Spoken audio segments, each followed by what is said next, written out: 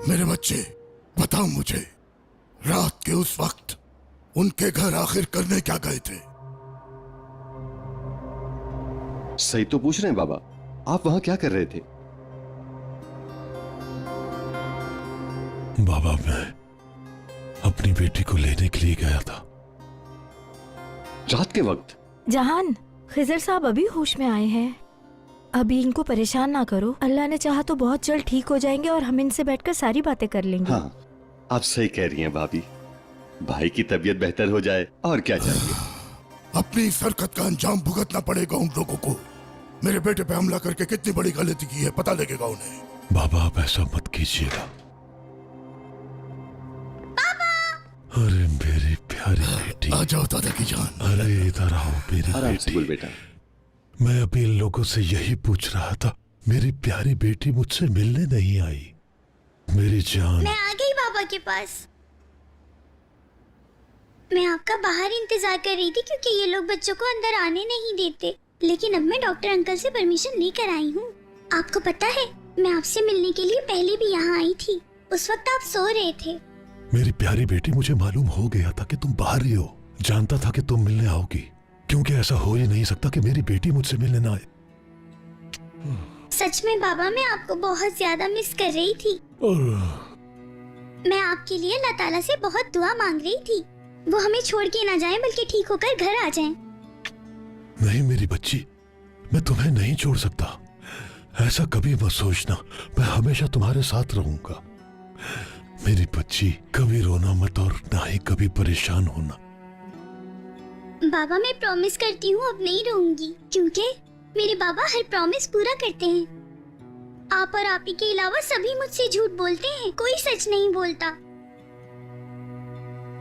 हमसे जब भी कोई गलती हो जाती है ना, तो आप हमेशा कहते हैं, मेरे बच्चे सब ठीक हो जाएगा। हाँ हाँ मेरी बच्ची, सब ठीक हो जाएगा। बस जिंदगी में कभी भी परेशान मत होना। सुन लिया ना आप सब लोगों ने, आज के बाद आप लोग भी बाबा की तरह कभी झूठ नहीं बोलेंगे। आपको पता है, मैंने बहुत दुआएं मांगी हैं। अल्लाह ताला मेरे बाबा को मुझसे दूर नहीं करिएगा, क्योंकि मैं अपने बाबा से बिल्कुल भी दूर नहीं रह सकती। मैं अपने बाबा को रोज याद करती थी, क्योंकि जब आप हमारे पास नहीं होते तो कुछ भी अच्छा नहीं होता। सब गुस्सा करते हैं और डांटते भी हैं, और अम्मी ने तो आप ही को मारा भी। ओहो। कुल बेटा, बाबा को परेशान मत करो, उनकी तबीयत ठीक नहीं है। ठीक है, अभी आप मलिका आपी के साथ घर जाओ, अभी आराम करने दो, दोबारा से आ जाना। ठीक है मेरी प्यारी बेटी, चलो शाबाश।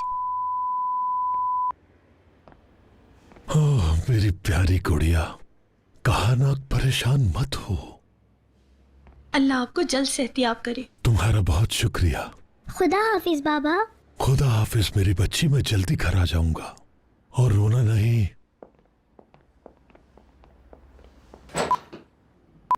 सदमे से बीमार होने वाली थी ये। बहुत रहम किया अल्लाह ने हम पे। उनको जो करना था वो कर चुके हैं।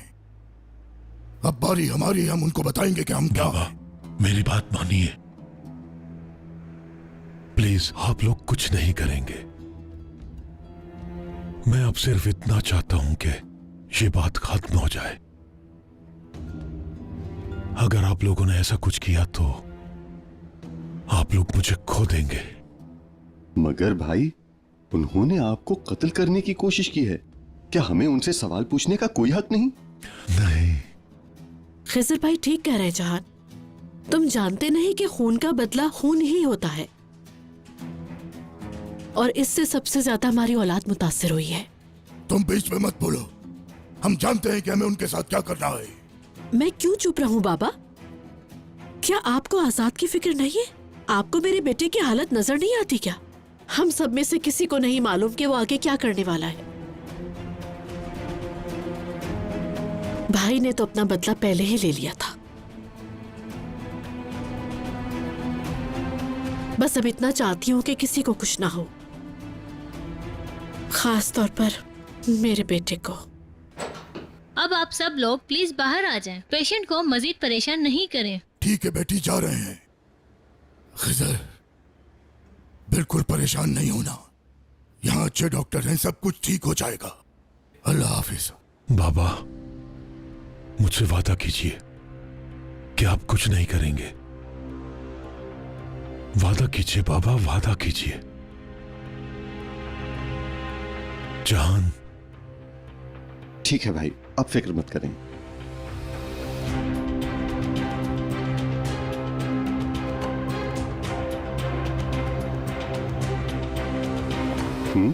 मैं चलता हूँ। अल्लाह आपको जल्द शिफा दे। शुक्रिया। Get well soon, uncle. तुम्हारा भी शुक्रिया बेटी।